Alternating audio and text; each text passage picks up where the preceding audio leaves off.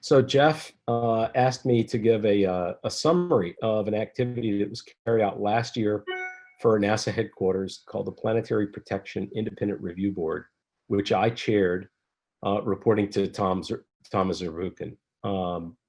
And so the charter for the PPIRB is shown here, and I'll just go over it briefly. It was to make an assessment of the entire planetary protection regime and to document findings and recommendations to modernize planetary protection. And really the background is that planetary protection had not undergone anything like an independent review in decades.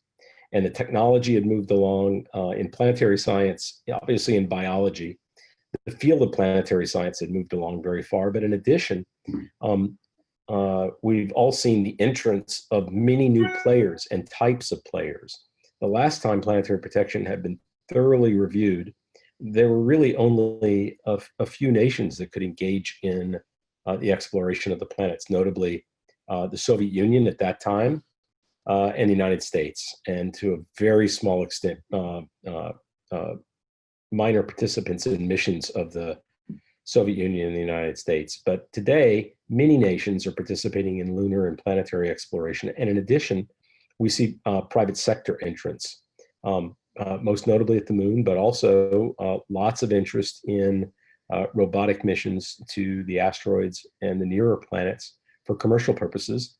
And in addition to that, we're all aware of the expressed interest of SpaceX to put humans on the moon and make humanity a multi-planet species. So with this vastly changing landscape, Administrator Bridenstine and Associate Administrator Zurbuchen made the decision to spool up this PPIRB, very short, finite, ad hoc group designed to do roughly a 90-day activity that began at the beginning of July last year and concluded basically in October. Now, our work finished in September, but the report was published in October of last year. The membership, which I will show you in just a moment, consisted of 12 planetary scientists, biologists, and private and civil sector space representatives. There were folks from places like JPL and folks from places like SpaceX and Blue Origin, and colleagues of ours, some of whom are in the OPAG community, in fact. We held 4 in-person multi-day meetings, 2 in DC, 1 at JPL, and 1 in the Denver Boulder area, going down to Lockheed, for example, meeting at the University of Colorado, et cetera.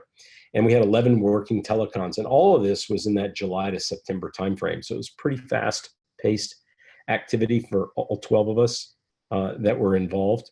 And then our report was reviewed by NASA prior to delivery, but the ground rules of that review were that it was only to review the pedagogy of the report and not the findings and recommendations. Now, those were later evaluated by a committee appointed under the Space Studies Board, and they reported it out this year, but I'll leave a recap of their findings to some other presentation by other people.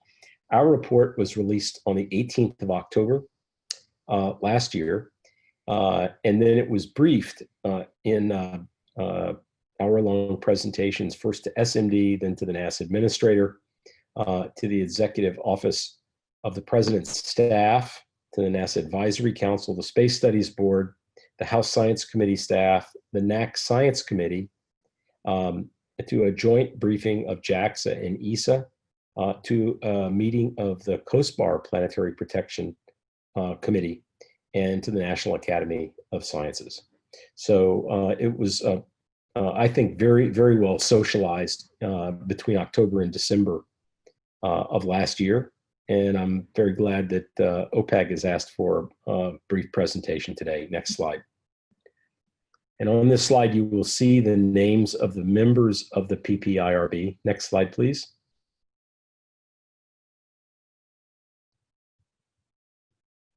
Sorry, it's not advancing right now. I might have to quit out and open it again. Carol, no problem. I'll just hang. I'll just wait. Carol, try clicking on the screen within Ring Central or off the thing. Okay. That sometimes worked for me when I was doing it last time. My whole screen has frozen for the moment. I'm doing the best I can to get out of it.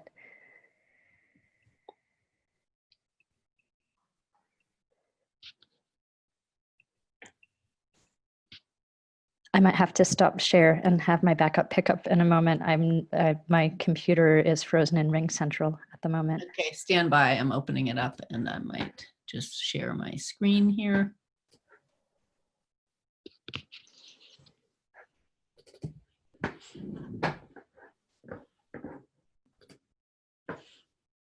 Oh, wait. No, hang on. Sorry.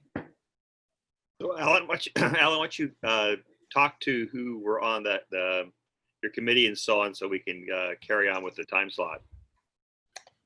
Yeah, I can do that, but I can't remember the other slides in order, so I can't really go on with the presentation. Roger, okay, then stand by.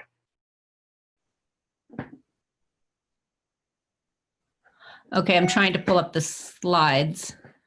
Punya, are you online to share?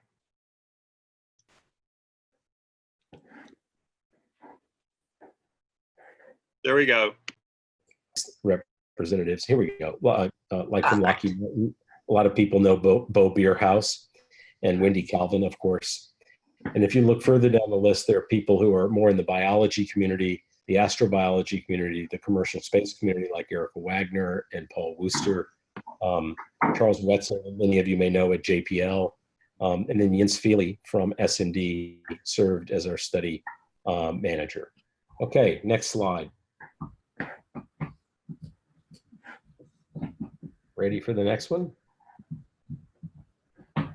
Yeah. Okay. So our report was focused around findings and recommendations, about 80 findings and recommendations. I think the exact number was 77. And they fell into several categories: clarifying and streamlining processes for planetary protection within NASA, advancing protocols, particularly with more modern technology on the biology side, trying to reduce burdens on missions, particularly small missions and missions to places that are Category 1 a designation, where very minimal planetary protection protocols are required. If wherever's operating, there's some background hearing a lot of that. And then finally, advancing policies relative to private sector space missions, because NASA is not a regulatory agency. It wasn't clear before our work, I think, that NASA could really exercise any control over private sector missions, except in the cases when NASA had payloads aboard. And we spoke to that.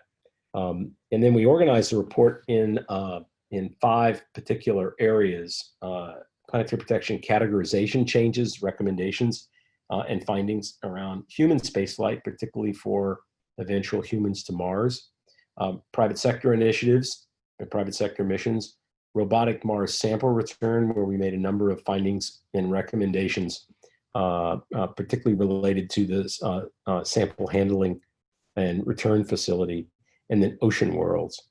And what Jeff asked me to do for OPAG is to concentrate on how our findings and recommendations particularly impact the OPAG community. And frankly, most of what we did was much more related to the inner solar system, the Moon and Mars, as you might expect, and near-Earth asteroids. But I will say a few specifics, and the report, of course, is available online for all of you to read. Next slide. Okay, the first thing that I want to go over is a major finding that we made.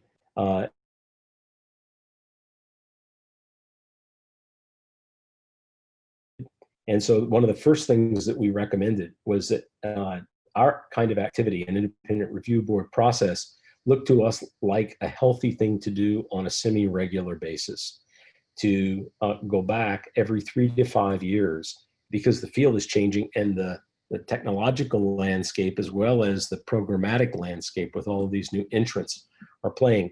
And so we specifically said, we don't think that our horizon for being able to help the agency with findings and recommendations can be more than 3 to 5 years out, and you should take a look again every 3 to 5 years. We also recommended that NASA set up a standing interface with the community for a much more frequent and ongoing forum for input from the planetary science community, from the space community, and other stakeholders. Next slide.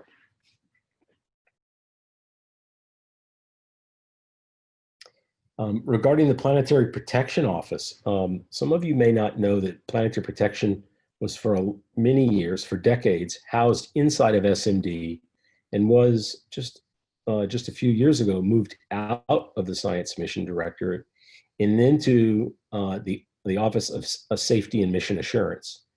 We found that this was a good move. It removed some conflicts of interest and really placed Planetary Protection within its natural home, in part because SMD is not the only player. HEOMD and even the Space Technology Mission Directorate are important players. And so we thought that moving the PPO out of one of the mission directorates and into an agency, cross-cutting agency home was better. We also found that the work that the Planetary Protection Office had been doing since it moved to OSMA and its new leadership under Lisa Pratt were all very positive, and that Planetary Protection had, even before our PPIRB, been moving to a better place, modernized to some extent, more responsive, and more relevant in many ways. And so we made a recommendation that, despite the fact that the current leadership and organizational structure of Planetary Protection Office Review Board as a healthy relationship and important strides forward, we recommended that NASA should establish explicit processes such as ongoing independent review to ensure that the policies and procedures of the Planetary Protection Office are applied consistently, regardless of who's in which chair at the Planetary Protection Office, so that even with changes of personnel that are natural as the years go by, that PPO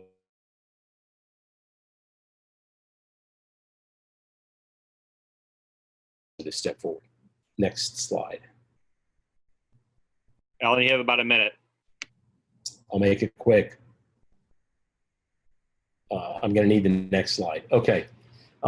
Regarding modernization of planetary protection, I'll just say very quickly that there was a lot of baggage left over from the 1970s and 80s from techniques and protocols developed in the dark ages of biology compared to where we are today, with things like spore counts that are almost completely anachronistic. And so we made findings and recommendations to basically update all of that and to put in place processes that would allow natural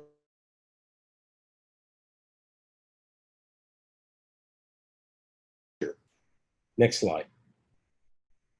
And I think